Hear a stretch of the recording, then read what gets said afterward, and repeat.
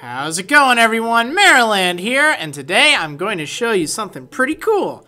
The new game that just came out that's available in the DS shop, the Nintendo eShop here. That game is Pokédex 3D Pro! Yeah, it costs $15, which is actually rather expensive for any game in there. But it is certainly quite the useful tool for Pokemon fans. I'd equate it to a strategy guide, something like a player's guide or a Pokédex that they'd sell. So that does kind of make it worth it, because if you were to buy one of those big guides, it'd cost a bit. Anyway, take a look here. This is the main menu of the Pokédex 3D Pro. There are a few options you can choose here. There's the Pokédex, the Move Dex, the Pokemon Challenge, the Records and Album, the AR Viewer, and then today's challenge. Well, let's just go ahead and take a look at the Pokédex. As you heard there, it does pronounce all of the Pokemon in the game, which is wonderful news, because there are a lot of Pokemon that are rather hard to pronounce. I'll show you them in a moment. Abra! But let's just take a look. Absol! Excelgor! See? Aerodactyl! Agron! Apom! It's so cool. It's just great that it allows you to hear how to pronounce your favorite Pokemon. Anyway, you can move the little the screen there by using the control stick, and this is just great. I mean, you have a full 3D view of the Pokemon. That is so cool! I mean, they look really good, too. Apom's one of those Pokemon that was introduced in Generation 2, so it's gone through a few different renders throughout the, what is it, the Nintendo 64, and then the GameCube, and then the Wii for Battle Revolution. But it's never looked better. I mean, they did a great job on all these sprites. They're not sprites anymore. Hey, cool, Alakazam! Yeah, so you can move the camera by using the control stick of your 3DS. You can get a really good view. You can also zoom in by holding an R, and you can zoom out by holding an L. That can be kind of useful.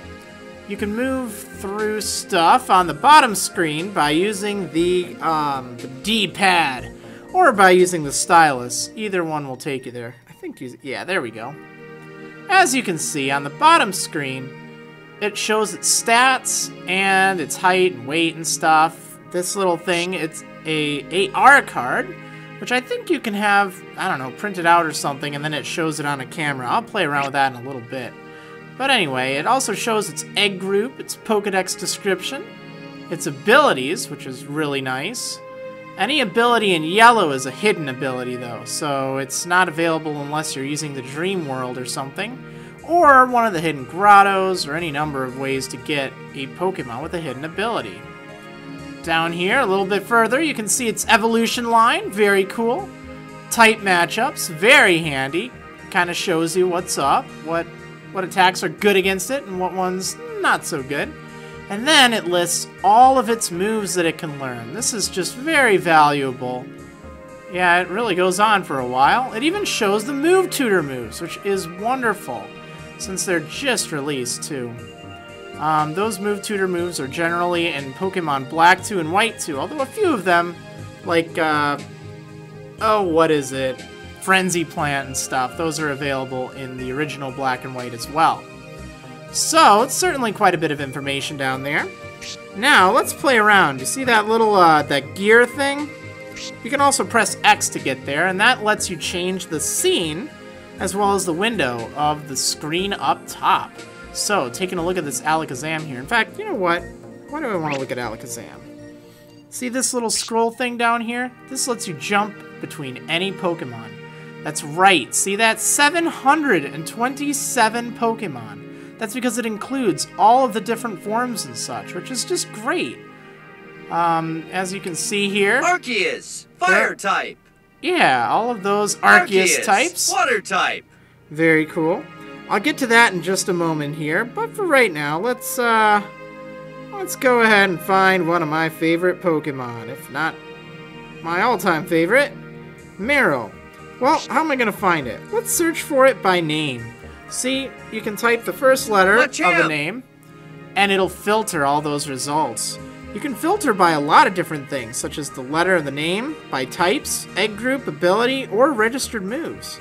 You can also hide alternate forms to make it a little easier to search through stuff. Meryl! Yay, it's Meryl. Okay, so to get out of this thing, let's see, how do I guess I can just tap anywhere. Ta-da! It's Meryl. So cute. Alright, so let's see some of the other scenes available. Scene 1, that's this default one here. Looks pretty cool. Has bubbles, I think, or something in the background. And it's kind of a Pokeball shape to it. Scene 2 is just kind of, I don't know, out on the grass with clouds all over the place. Pretty neat. Scene 3, this is a definitely cool one. It has sort of a sunset look to it. Very dramatic lighting. I bet you some Pokemon look pretty cool like that, like fire types. Scene 4, I'm on the moon! I know, Meryl on the moon, right? Does provide some pretty cool lighting, which is great. Woo! Alright, there we go. Scene 5, there we go. This is a bit more appropriate for Meryl. Underwater! I'm sure water-type Pokemon benefit a lot from being down here. And then number 6 is just a bunch of gears and stuff. Sort of a plain-looking scene, but cool no less. You can change the window color here. See, now it's a nice green color on the side, or on the bottoms, really. Now it's red. There's also, ooh, this one looks kind of cool, kind of shadowy, kind of purplish. There's a neat-looking blue one here. And then kind of a yellowy electric one. I think it's, oh, it's Pikachu colors, of course. That's pretty cool. You can scroll down even further, and you can change the background music. Just in case that one was kind of annoying you, right? There are only 3 to choose from, but since this game isn't really about its background music, that's just fine. You can also turn it off if you don't want to deal with any music, but I kind of find it's alright. Now, you can also adjust the 3D depth, and that, I think, has something to do with the 3D slider on your 3DS. So you can change how much depth there is. You can change the language into, actually any of the languages, it looks like. Japanese, English, German, French, Italian, and Spanish. Or at least any of the languages that they make this available in. That's pretty cool. And then credits. Also, over on the left-hand side, there's bookmarks. See, for instance, if I wanted to add Meryl to my favorites, I know that there's a way to do that. I don't remember what that is.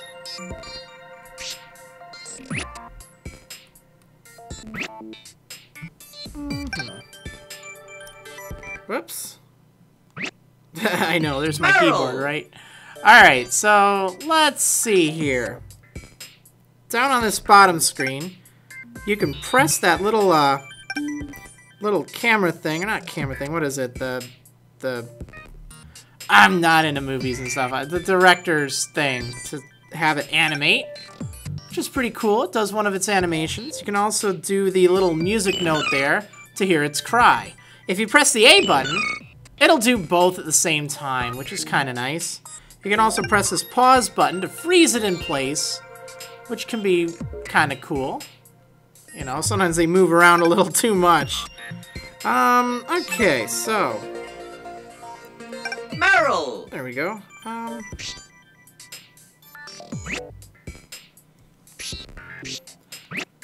guess you can press Y and that'll take you to the search, which is pretty cool. Let's go over to Makuhita! yeah, Makuhita.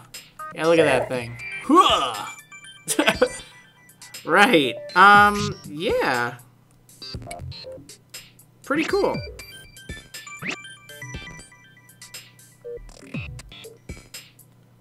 Pretty cool indeed. Alright, so I think we've looked around enough at the Pokemon. There are some other things you can do here as well. Let's go back to the main menu, and let's check out the move decks. So the move decks is relatively similar. it has all of the different moves in the game. You can slide between them by bringing up the menu down there on the bottom screen or by pressing Y. You can also search for different criteria of moves, which is pretty cool. Alright, let's do Cotton Guard, for instance. So it shows all the main stats up on the top screen. And then it also has its in-game effect down on the bottom screen, as well as the Pokemon that learn the move and how they learn that move. Pretty handy indeed. Let's do Ice Punch. I'm sure there'll be a whole ton of Pokemon that can learn this move.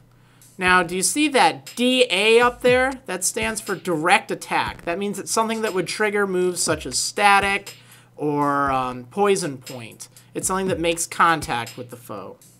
I don't know what that long... Oh, yeah, so the long thing you see up top, that is for moves that can affect any foe in a triple battle. Let me think here. Like Fly, for instance. That's something that, regardless of where you are in the field, you can hit someone on the far end, which is pretty cool. Pretty cool indeed. Wow, look at all the Pokemon that can learn Fly. Pretty good amount indeed. Alright. Cool. So, now let's move on to the Pokemon Challenge. Now, I've already gone through a whole bunch of these just to see what they're like. But basically, in a nutshell, it's a great way for a new Pokemon trainer to get an idea of what Pokemon are. I mean, if you're new to the Pokemon game, this can be extremely helpful for you. For instance, let's do this Unova one. It'll show you on the top screen a Pokemon, and then you have to guess which Pokemon this is. It's a multiple choice question. In this case, this is Violet. There we go. And then there's Scrafty, right? But you might not know which Pokemon this is. Or you might just be learning the Pokemon's names. Well, this is really helpful. You can also hit Check Pokedex, and you'll see right off the bat, it'll jump you right over to the Pokedex. It won't interfere with your quiz, so you can come back to it whenever. I want to hear how to pronounce Zvilas, huh? Hopefully I've been saying it right. Zvilas. Yep, Zvilas. And then where is Hydreigon? Let's see how that one's pronounced, actually. Hydreigon. Yeah, Hydreigon, see? Okay, so we can go back now. Violet. Scrafty. There we go. Alright, so now let's continue. What's this Pokemon's name? Jellicent, of course. Deerling. Carablast. Axew. Garbodor. Kyurem. Simipour. Yeah, look at it. Excadrill.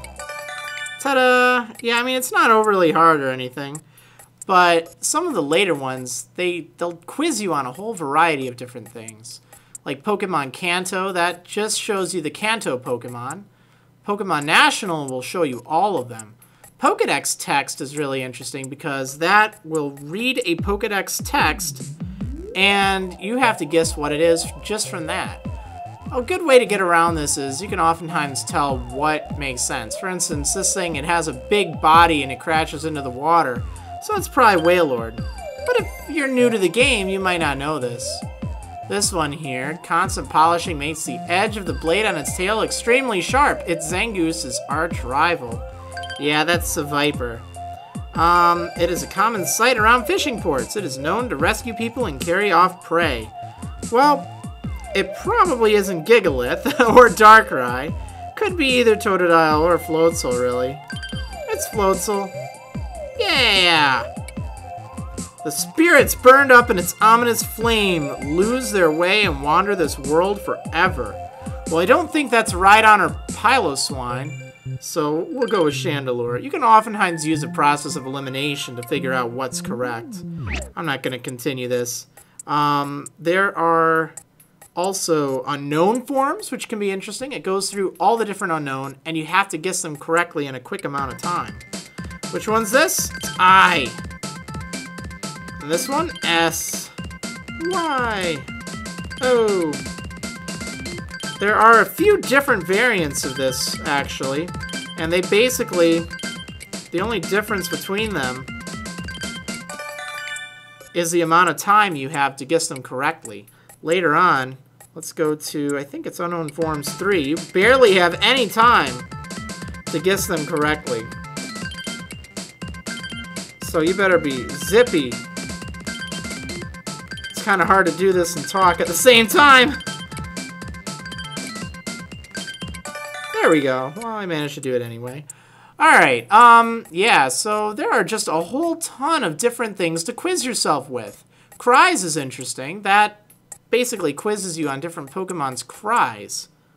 Yeah, so this is a great way to really brush up on your trivia for Pokemon.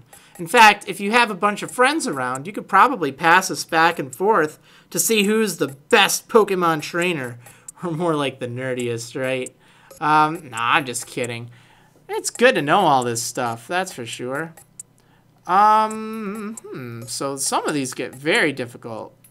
Some, such as keywords 4, 5, Q7, whatever that is, you have to guess them all correctly. And, there's like, I think 154 of them or something like that. There's just a ton. And a lot of them, they'll just merge things together. There's a whole lot of stuff to do there. It's kind of fun. I burned through it in about, I don't know, 40 minutes or so, all things considered. The ones that always trip me up are either heights or weights. I remember most everything else, but those are the worst. Okay, so then we have records and album. I guess that little star there indicates that, I don't know, I'm a master of it or something? I probably guessed it correctly. The little Pokedex thing there, that shows that I have viewed its Pokedex page. And then this one here, that I think that's found, and I think that is for the AR viewer, but I might not be right on that. I could take pictures, too. I don't feel like doing that right now, though. Anyway, yeah, Bulbasaur. It's a pretty... Hi, Bulbasaur, how's it going? Baneri. Oh, Baneri. Let's see it do something. That's pretty awesome. Alright, let's change its scene. I want it out in the sky field. There we go, look at that. You can zoom in. Change the window. Yeah, pretty cool. I mean, alright, so really, at the end of the day, you need to think, is this worth like 15 bucks, 15 US dollars?